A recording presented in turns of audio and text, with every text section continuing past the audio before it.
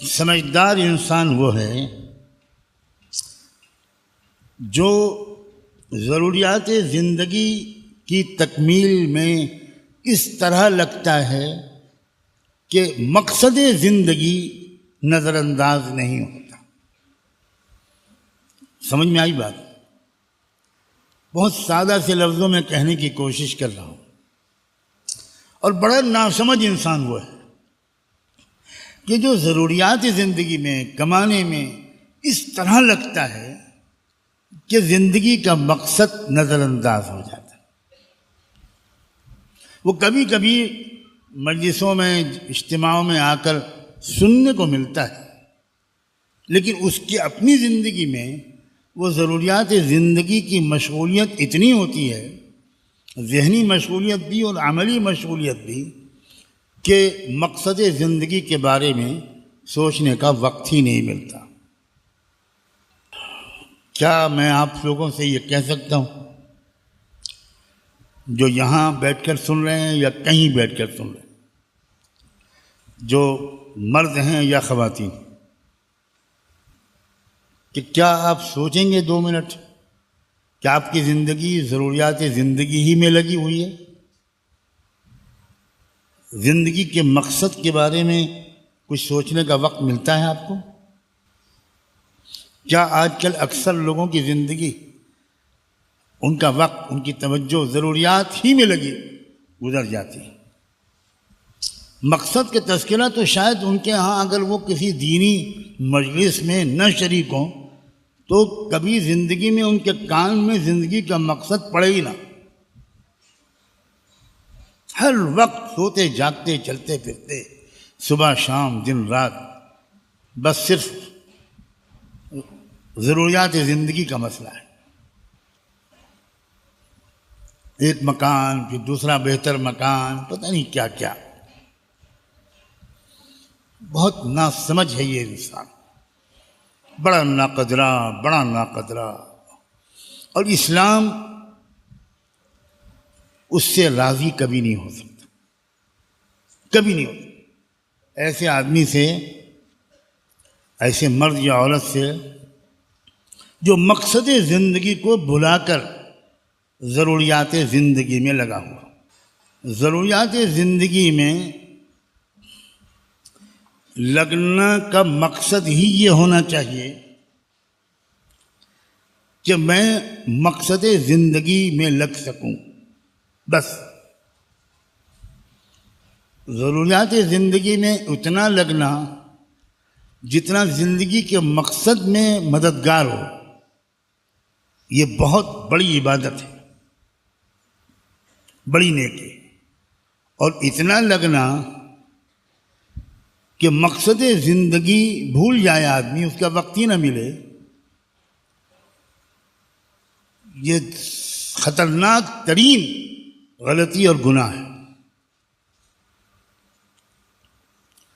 کلا بل تحبون العاجلہ وتذرون الآخرہ الہاکم التکاثر حتی زرتم المقابر۔ سب سے اعلیٰ درجے کا سمجھدار وہ شخص ہوتا ہے جو ضروریات زندگی کو بھی مقصد کے تابع کر لیتا ہے۔ کیا مطلب اس کا؟ جیسے ایک ضرورت ہے انسان کی نکاح، رشتہ نکاح۔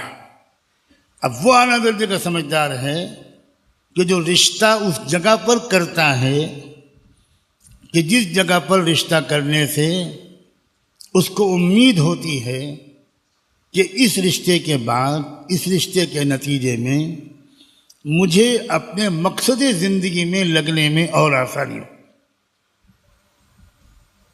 اب اس نے دنیا کو بھی دین کے تابع کر دیا، ضروریات زندگی کو مقصد کے تابع کر دیا۔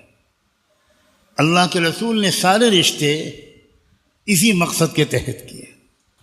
آدمی کاروبار کرتا ہے تو کاروبار میں بھی وہ کاروبار سوچتا ہے جو مقصد زندگی میں لگنے میں اس کا معاون ہو۔ جس میں کم مشغولیت میں کام چل جائے اور مقصد زندگی میں لگنے کے لیے وقت مل جائے۔ ہمارے وہ نوجوان اور وہ لوگ بہت خوش نصیب ہیں، کاش کہ ان کو اپنی خوش نصیبی کا پورا احساس بھی مستقل طور پر رہے، جن کی روزی روٹی کو اللہ نے مسجد اور مدرسے سے جوڑ دیا، بڑے قابل رشک وہ نوجوان علماء جو مدرسوں میں خدمت انجام دیتے ہیں کم تنخواہ پر، جو مسجدوں میں امامت اور خطابت کی خدمت انجام دیتے ہیں کم تنخواہ پر، جو مسجدوں میں مؤذن، مسجد و مدرسے کے خادم بہت خوش نصیب ہیں، اس لیے کہ اللہ نے ان کی ضروریات زندگی ایسی جگہ سے وابستہ کر دیں جو مقصد زندگی ہیں۔ اب ان کی ضروریات اور مقصد کے لیے الگ الگ مشغولیت کی ضرورت ہی نہیں رہی، ایک پنتھ دو کاج، آج کل کی اصطلاح میں 2 in 1، مسجد کی خدمت انجام دے رہے ہیں، مدرسے میں پڑھا رہے ہیں، مکتب میں پڑھا رہے ہیں، تو ضروریات زندگی بھی پوری ہو رہی ہیں اور مقصد زندگی تو ہو ہی رہا ہے۔ اگر ان کی نیت ٹھیک ہو تو یہی مشغولیت ان کے مقصد زندگی میں بھی شامل اور ضروریات زندگی کی بھی کوشش میں کا حصہ۔ چھوٹی چھوٹی تنخواہوں پر کام کرنے والے ہمارے مدرسوں مسجدوں میں کام کرنے والے ہمارے نوجوان عزیز علماء، ان کا دل چھوٹا نہیں ہونا چاہیے، ان کو اس بارے میں کوئی احساس نہیں ہونا چاہیے کہ ہم بہت معمولی ہیں، بہت معاشرہ ہماری قدر نہیں کرتا۔ عزیزوں، جو قدر نہیں کرتے وہ نادان ہیں، نادانوں کی قدر کرنے کی تمنا ہی دل سے نکال دو، بالکل دل سے نکال دو۔ تم تو اس پر راضی رہو کہ اللہ یہ میرا نصیب کہ میں مسجد و مدرسے کا خادم بن گیا، یا آپ نے اتنا بڑا احسان کیا ہے کہ اس سے بڑا کوئی اعزاز ہو ہی نہیں سکتا۔ دیکھنا تم کہ آسمان والا تمہاری کیسی عزت کرے گا۔ نادان عزت نہیں کرتے، یہ ان کی نادانی ہے۔ تو جن کی ضروریات زندگی ہی ایسے کام میں سے وابستہ ہو جائیں جو مشغولیتیں مقصد زندگی والی بھی ہیں، تو یہ تو اتنے شاندار احسان ہے اللہ کا۔ اور جہاں تک مجھے اندازہ یا اطلاع ہے، اتنے انحطاط اور بگاڑ کے باوجود جو برکت ہمارے مدرسوں اور مسجدوں کی خدمت گزاروں کی روزی میں ہے، وہ برکت دنیا میں کسی طبقے کی روزی میں نے تو نہیں دیکھی۔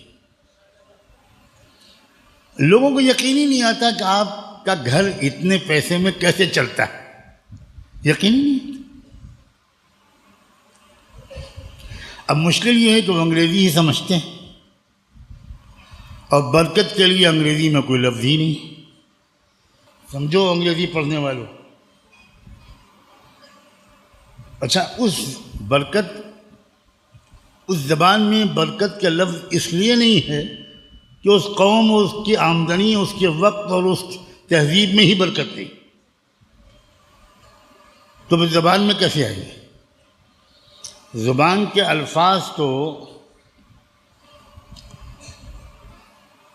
تجربوں کے بعد بنتے ہیں۔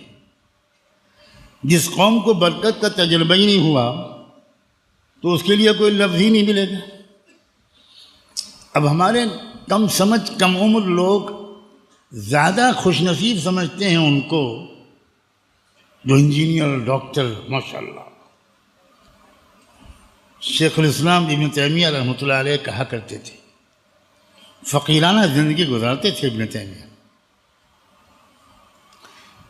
کہتے تھے واللہ لو علم الملوک ما عندنا لقاتلونا بالسیوف، کہتے تھے اگر بادشاہوں کو پتہ لگ جائے کہ ہم فقیروں کے پاس کیا دولت ہے تو وہ تلوار استعمال کر کے ہم سے جنگ کر کے ہم سے وہ دولت چھیننے کی کوشش کریں۔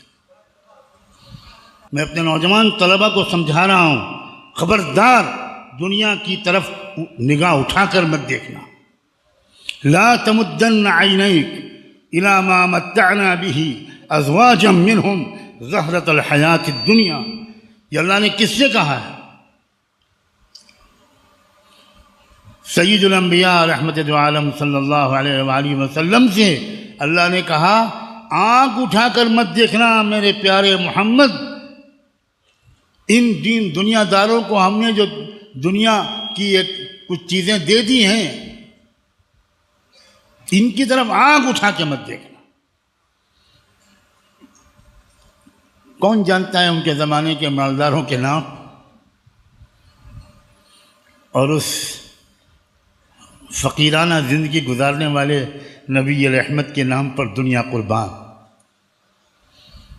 جن کے گھر میں نہ سونا تھا نہ چاندی تھی، نہ بینک بیلنس تھا، نہ سواریاں تھیں، نہ فلیٹ تھا، نہ بلڈنگ تھی، نہ ولا تھا، نہ کچھ نہیں تھا،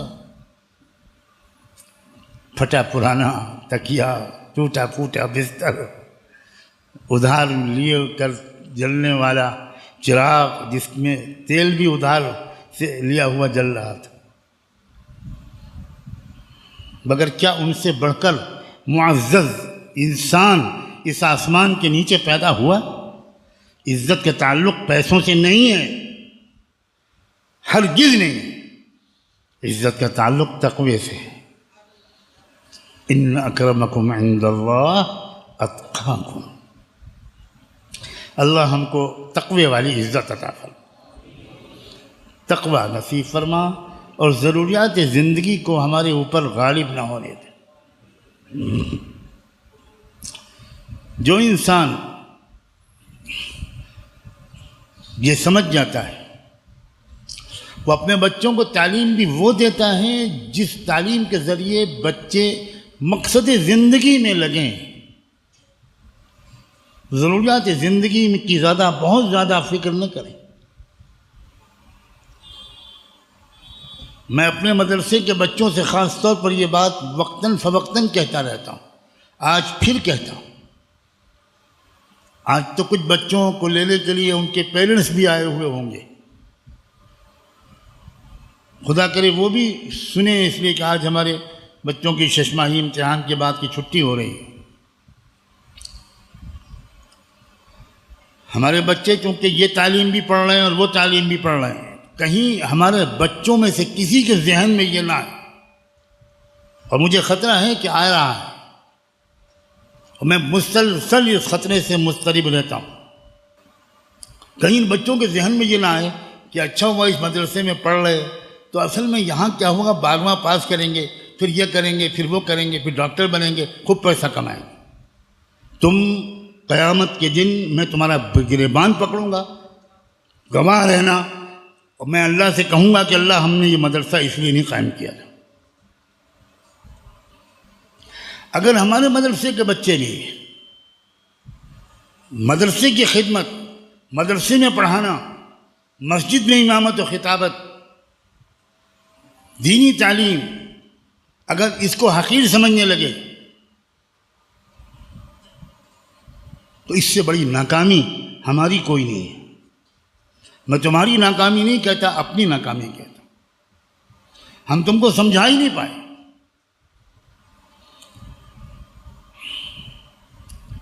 تم نے علماء کو کسی ڈاکٹر کی خدمت کرتے ہوئے دیکھا ہے؟ اور تم روز دیکھتے ہو سینکڑوں ڈاکٹر ہمارے بزرگوں کی خدمت کرنے کو اپنے لیے باعث فخر سمجھتے ہیں۔ ہاں، اگر تم مدرسے اور مسجد کی خدمت کے ساتھ، اگر تم بخاری اور مسلم اور قرآن تفسیر اور حدیث پڑھانے کے ساتھ، اگر مسجد کی امامت اور خطابت کے ساتھ، اگر تم ایک وقت میں کلینک بھی چلاؤ ڈاکٹر کا، یہ بہت اچھی بات ہے۔ اگر تم ماہر قانون بھی بنو بہت اچھی بات ہے، لیکن مسجد اور مدرسے کو چھوڑ کر اور اس کو گھٹیا سمجھ کر اور دنیاوی چیزوں کو بڑھیا سمجھ کر لگنا، یہ میں قریب بکفر سمجھتا ہوں، قریب بکفر۔ وہ علم جو محمد رسول اللہ لائے تم نے اس کو گھٹیا سمجھا، تم نے اس کی خدمت کو گھٹیا سمجھا۔ یہ کفر اور شرک نہیں تو کیا ہے یہ؟ ہم ایسے ڈاکٹر، انجینئر، لائر بالکل نہیں پیدا کرنا چاہتے جو دین کے علم کی خدمت کو چھوڑ کر پیسہ کمانے کے لیے ان پروفیشنز میں لگیں۔ ہرگز نہیں۔ جو اس مقصد کے لیے یہاں آیا ہے اللہ کے واسطے یہ ادارہ چھوڑ دے یا اپنے مقصد کو ٹھیک کرتے۔ میرے پاس بھی ڈگریاں ہیں، میں انٹرنیشنل یونیورسٹیز میں لیکچرر بن سکتا تھا، مجھے آفر تھا بین الاقوامی یونیورسٹیز کی طرف سے، میں نام نہیں لوں گا، مجھے بار بار visiting professor of faculty lecturer کی حیثیت سے بلایا جاتا ہے، اب بھی بلایا جاتا ہے، میں کبھی نہیں جاتا۔ میں مدرسے اور خانقاہ کی بوریے پر بیٹھنا، جینا اور یہیں کی چچائیوں پر مرنا چاہتا ہوں۔ کوئی مقابلہ نہیں ہے دنیا کی یونیورسٹیوں کا ایک کچے چھپر میں چلنے والے مکتب سے، کوئی مقابلہ نہیں۔ اس مدرسے کو نسبت، ہر مدرسے کو، اس مدرسے کا مطلب مدرسے کو نسبت حاصل ہے صفہ نبوی، اس کو نسبت حاصل ہے سیدنا ابو ہریرہ سے، اصحاب صفہ، وہ نسبت۔ حضرت مولانا ابو الحسن علی ندوی کو کہتے ہوئے میں نے سنا کہ میرے لیکچر دنیا، امریکہ اور یورپ کی یونیورسٹیوں میں ہوئے، مجھے ان لمحوں پر فخر نہیں ہے، مجھے رائے پور کی کچی خانقاہ میں کی کچی چٹائی پر حضرت عبدالقادر رائے پوری کے سامنے جو لمحے بیٹھنے کی سعادت ملی، مجھے اس پر فخر ہے۔ یہ ہیں دنیا کو پہچاننے والے لوگ، یہ ہیں دنیا کو تہذیب سکھانے والے لوگ، یہ ہیں وہ لوگ جنہوں نے مقصد زندگی کو سمجھا، عبودیت والی زندگی کو سمجھنا، پریکٹیکلی اپنانا اور دنیا کے لوگوں تک اس کو پیش کرنا۔